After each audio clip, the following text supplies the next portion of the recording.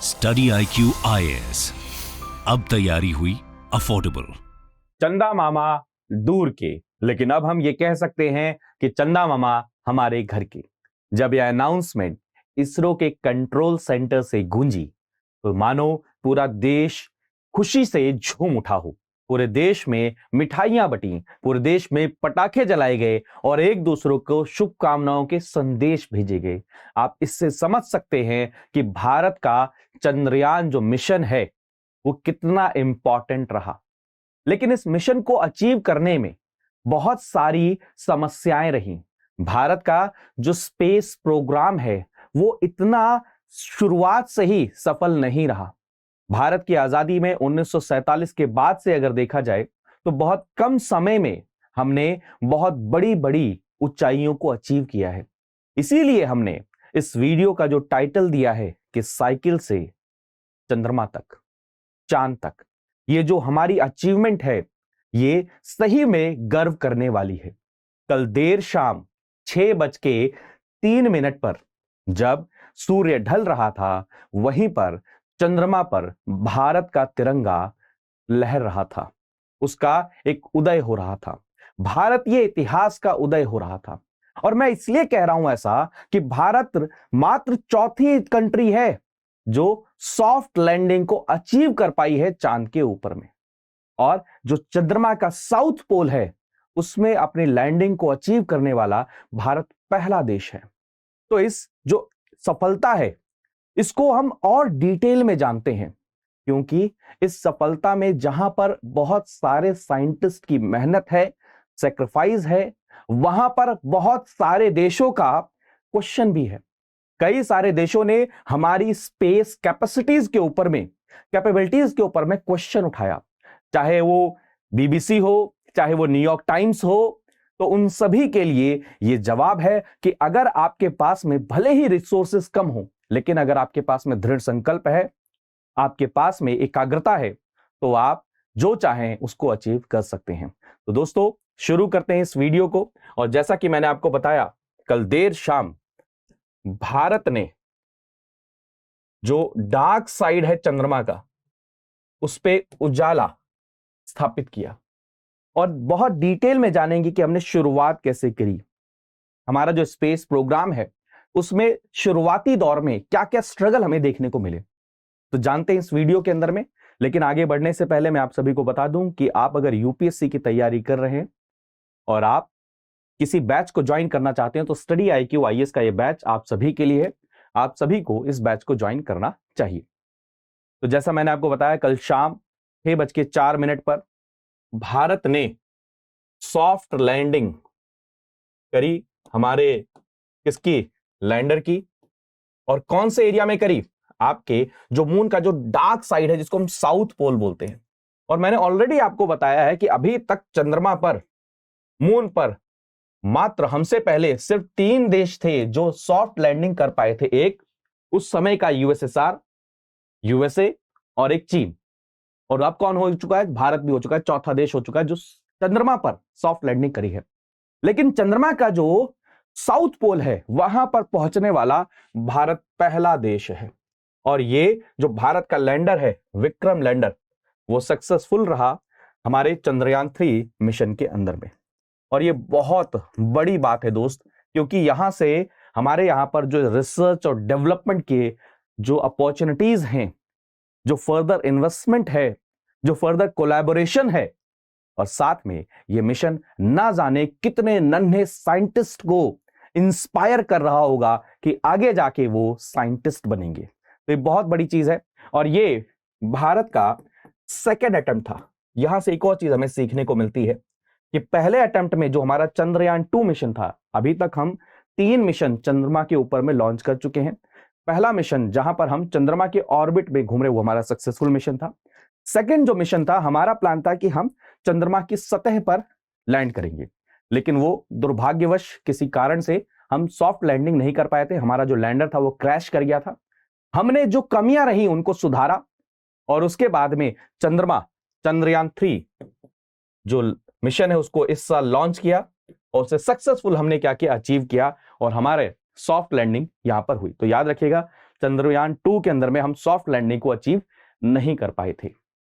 मेरे दोस्त, जब हम इस अचीवमेंट को देखते हैं, आप ये तस्वीर देख सकते हैं, ये वीडियो देख सकते हैं, ये हमें ना सिर्फ गौरवान्वित करती है बल्कि एक इंस्पिरेशन का संचार करती है। जब भारत आजाद हुआ 1947 में, तो भारत के ऊपर में बहुत सारे प्रश्न चिन्ह लगाए गए, भारत के फ्यूचर के ऊपर में।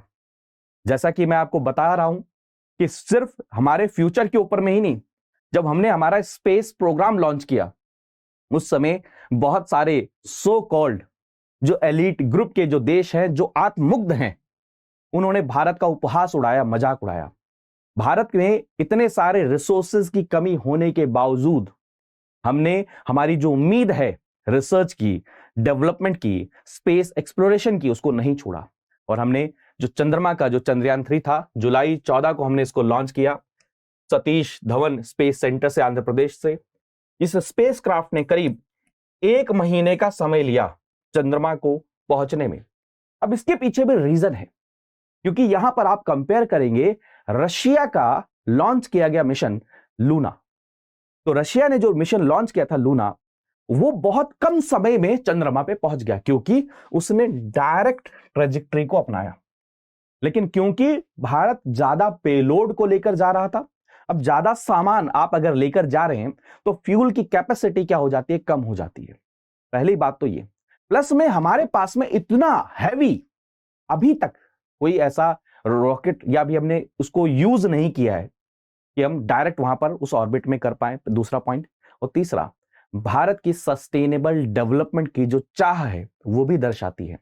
हमने जो फिजिक्स के फिनोमिना है उनका यूज किया, हमने लॉन्गर पाथ को अपनाया, जिससे हम कम फ्यूल का यूज करें, जिससे हम एक सस्टेनेबल डेवलपमेंट का भी क्या उदाहरण विश्व के सामने पेश कर सकें। तो यह भी चीज याद रखिएगा। दूसरी चीज, अभी तक सिर्फ और सिर्फ कितने 4 देश ऐसे हैं जो क्या है अपना कहां पर मून के ऊपर में अपनी लैंडिंग को अचीव कर पाए हैं।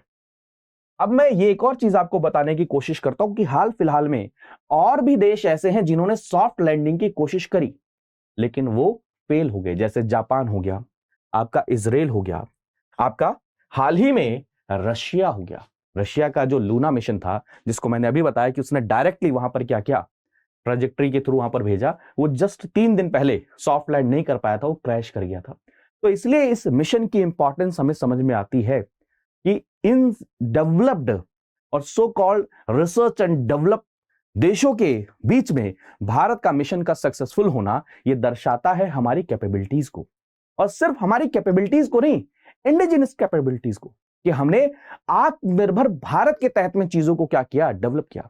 और ये तस्वीर, सबसे खूबसूरत तस्वीर मुझे कल से सोशल मीडिया पर लगी कि हमारे जो रॉकेट मैन है एपीजे कलाम साहब, वो इस समय बहुत खुश होंगे, वो चीजें देख रहे होंगे। लेकिन जैसा कि शुरुआत में मैंने आपको बताया कि ये जर्नी इतनी आसान नहीं थी। मुझे अभी भी ध्यान आता है जब हम मार्स पर हमारा जो मिशन था, हमने उसको अचीव किया था, तो न्यूयॉर्क टाइम्स में ये कार्टून छपा था। आप देख सकते हैं कैसे भारत का उपहास उड़ाया गया था। जो मैंने आपको बताया, सो कॉल्ड अपने आप को एलीट क्लब समझने वाले देश, उन्होंने उपहास उड़ाया था। देखिए, गाय को ले जाते हुए किसान।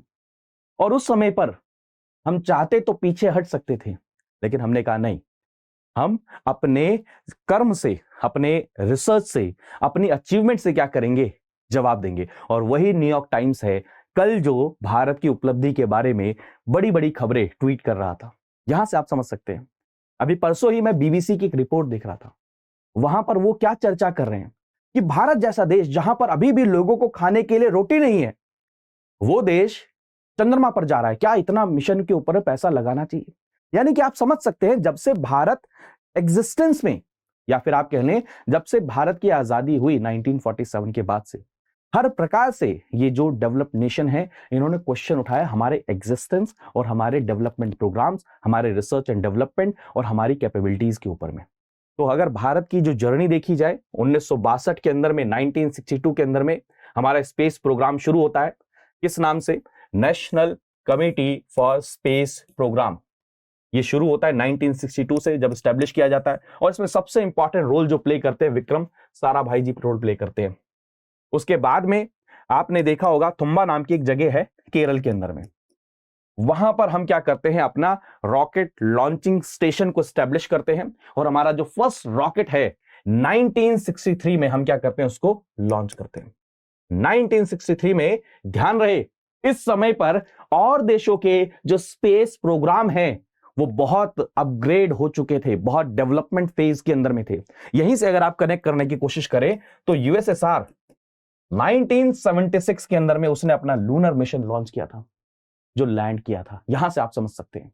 तो 1963 के अंदर में हमने अपना फर्स्ट मिशन को लॉन्च किया और बाद में 1969 के अंदर में जो आपका national committee for space research है उसका नाम बदलकर क्या हो गया, इसरो हो गया, जिसको अभी हम किस रूप से जानते हैं, इंडियन स्पेस रिसर्च ऑर्गेनाइजेशन के रूप में हम जानते हैं 1969 के अंदर में।